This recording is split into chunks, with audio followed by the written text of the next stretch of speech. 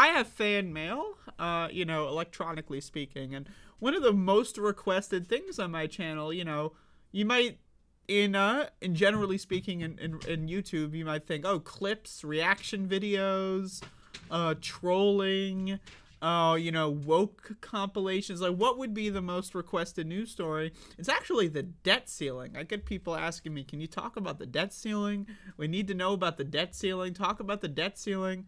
And so, I don't know, it's a little strange, but we're going to be talking about the debt ceiling here. And, every time I cover an article that has, like, one of these header images, and I see this fucking guy, like, why? This is where my mouse is, by the way. Like, just like, and I'm going to grab onto this guy. Look at this, because they have the mouse. Like, I'm grabbing onto this JFK head. I just want to bring this guy. Look at this. I want to bring this guy over here. Like, someone needs to tell Joe Biden, okay, this guy right here, this guy got to turn his head this way and get his hand onto this fucking JFK thing and throw that bitch out the fucking window. That shit is scary. It's like a jump scare, I'm just trying to sit here and talking about the debt ceiling, and now I got to deal with this fucking shit, okay? Anyway, McCarthy says some progress made in U.S. debt ceiling talks with White House. Progress. We made progress. Well, if Kevin McCarthy is talking about progress, it's probably not good. Because this guy is currently holding the United States hostage. You know what? I'm not going to lie to y'all. I learned something recently. They say, people that do these kinds of shows, we do it for the learning, for the knowledge. I love to learn more stuff about the world. And I learned recently that apparently inside of the 14th Amendment, there is some sort of thing about mandating that the U.S. Don't default on debts. I did not know about this until about a week ago or so. And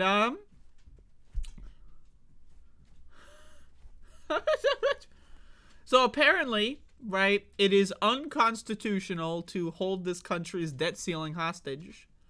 And Joe Biden said he doesn't care about the Constitution. So this is something I learned here recently. I thought it was a little bit more airtight. I'm not going to lie to y'all. I thought Kevin McCarthy had Joe Biden by the balls, but it turns out that's not the case. So again, I'm not a legal expert. I'm not a constitutional expert. You can look up additional information on the 14th Amendment here. But it seems that Joe Biden, instead of enforcing the Constitution, is instead going to sell Social Security down the river, just like he wanted to do 10 years ago. So talks are going down to the wire, as the Treasury Department has warned that the government could run short of funds to cover all its expenses as soon as June 1. Which, without a deal, could trigger a potentially economically catastrophic default. By the way, just in case anyone's wondering, I did wake up like 30 minutes ago, so bear with me. I'm a little still. I got morning brain. Democratic President Joseph Robinette and House of Representatives Speaker McCarthy are at odds over spending, taxes, and work requirements for anti-poverty programs. Both sides say they believe they could find common ground after hours-long discussions. Whenever Joe Biden says we can find common ground, that's when you need to open up the bomb shelter and dive right in, because shit's about to get fucked. Right? Now, again, do I honestly, genuinely care about the American economy failing? I'm not going to lie to you. No, I don't. I don't care about the American economy failing. Millions of people are going to, have a hard time. Inflation might skyrocket, assuming this shit actually happens, right? They keep talking a big game, but we'll see. They might just sell Social Security down the river, in which case, do I really care about people that are 30 years old that are not going to get Social Security? You know what? Maybe I do care a little bit about that one. I'm relying on Social Security. This is my goal in life, is to barely make it to 65 or 67, whatever it is, or 70 by the time I get there, whatever the cap would be. and then coast off of my government paychecks until I'm age 200, okay? That's my goal in life. Get to that retirement age, cash in my social... You know what? Maybe I'll cash in my Social Security at 73. You know, get some bigger checks going on, ride me all the way until 189 years old. So, just throwing that one out there. But again, this is a disaster no matter which way no matter how you look at it. It's a disaster. Let's read more about this. Quote, "We worked well past midnight last night." I don't believe that. I don't believe that. I don't believe that. I'm sorry. I don't believe that, okay? I don't believe that. Joe Biden has said, or rather, I guess it's been leaked, that Joe Biden has said to his staff that he can't have any meetings after 4 o'clock. So, unless this guy went to sleep at 4 o'clock, woke up at 9 p.m., and then had a meeting at like 10:30, I don't believe it. I don't believe that they were working past midnight. I don't believe it. But let's assume it did happen, as described, and let's assume Joe Biden didn't take a nap. Joe Biden would probably say anything. This guy's trying to get to bed, dude. Like, this guy, like, what are you keeping up past midnight? Like, you know, my grandpa, when he was Joe Biden's age, my grandpa would be in bed by 9. He would be in bed by 9:30 sometimes. Like, you can't be keeping these motherfuckers up that late. God damn. You know, this guy's just trying to get to bed. He'll say anything. And that's a problem. That's a problem for people like you who rely on Social Security or EBT or whatever sort of government assistance that you may or may not even require, but other people do. So you should probably care about them or not. I mean, you know, you care about whoever you want, I guess. But yeah, so again, Joe Biden has publicly said he's not going to do anything about the 14th Amendment in regards to this, so you can read all this stuff. It's just a bunch of hoopla. My opinion, I think Joe Biden is going to sell us down the river. That's my opinion. Now again, Joe Biden could play hardball. He could use the 14th Amendment. He could do any of this stuff. But I think he's going to sell us down the river. He's going to cut Social Security. He's going to cut Medicaid. He's going to cut something. And then he's going to pretend like, oh, bipartisanship. And then we're all going to get fucked. That's my presumption, right? That's what I think is going to happen. But who knows? I mean, it's possible Joe Biden plays hardball, but doesn't even play hardball. And it's just like, you know, I'm not going to cut whatever, and then we have the debt ceiling crash, you know, and, you know, what would happen if that happens? Well, we got 3 money tips from NPR, you know, so hey, let's assume the debt ceiling crumbles, whatever the fuck, American economy is sent into a depression. Well, NPR is here to tell us how we can manage the incoming economic fallout. So, 3 ways to protect your money if the U.S. defaults on its debt. Let's check this one out. If the U.S. defaults on its debt, the fallout could be huge for Americans, and not just for retirees who may not get Social Security payments on time, or military veterans who may have trouble accessing benefits, or federal employees and contractors who may see a lag in payments owed to them.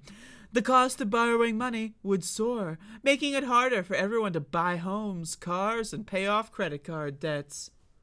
Don't worry, everybody. NPR is here to save the day. Here are your top 3 money tricks for when the economic depression hits, brought to you by NPR. Tried and true basics.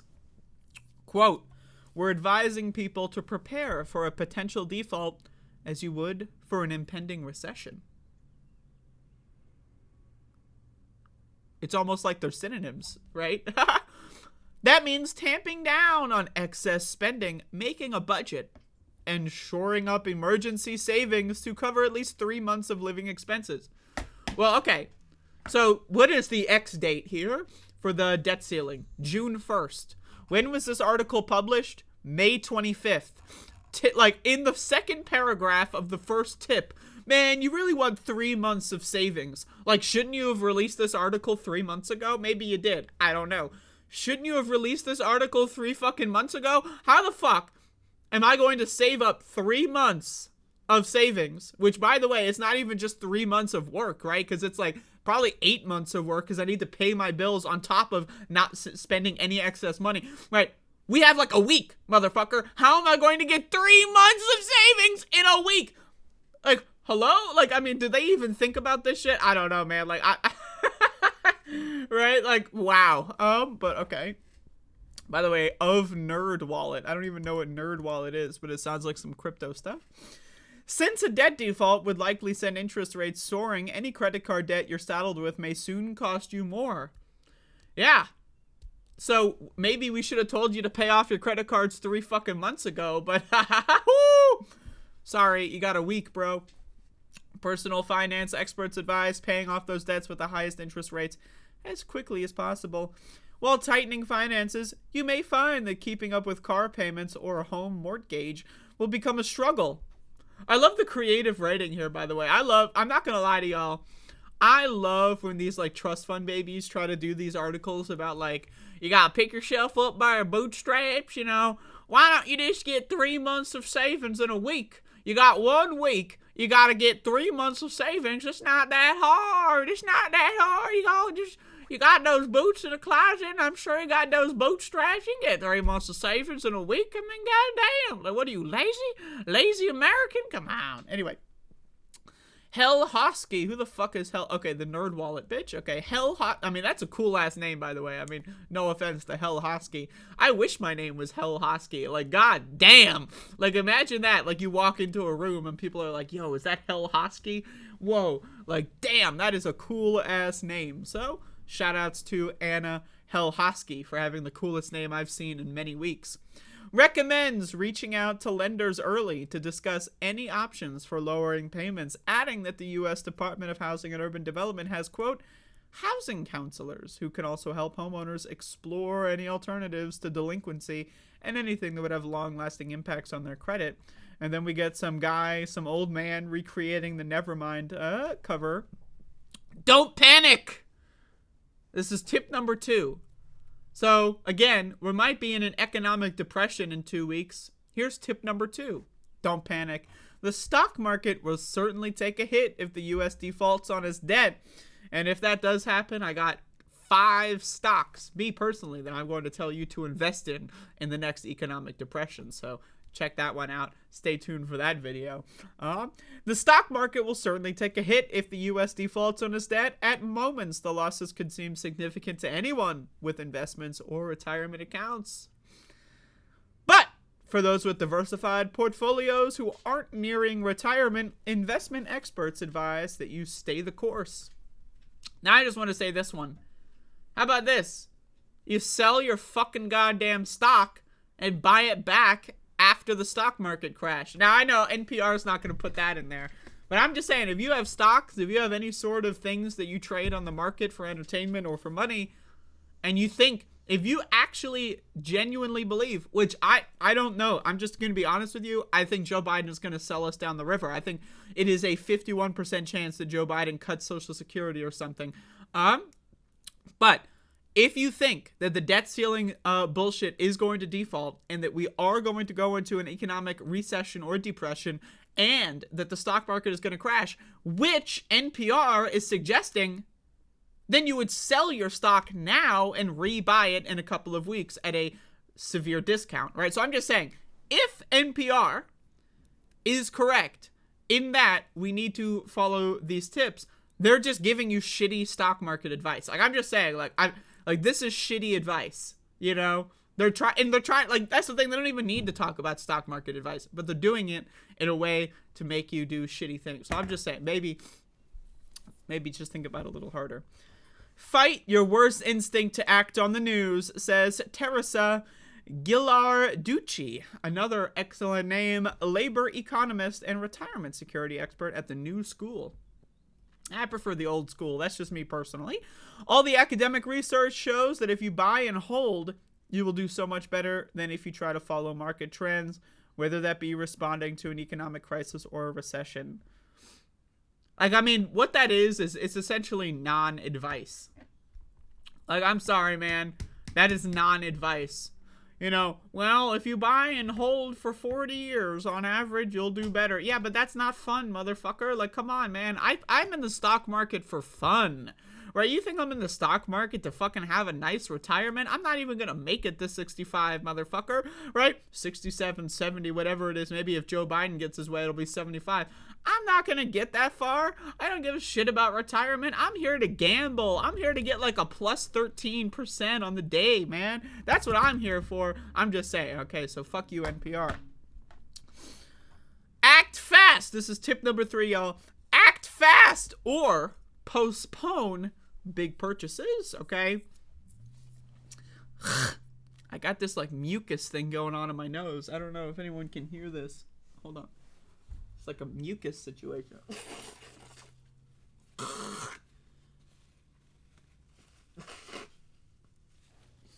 All right. Act fast or postpone big purchases. If you're in the market for a new car or home, what can you afford today? What you can afford today may be well beyond reach in a matter of weeks.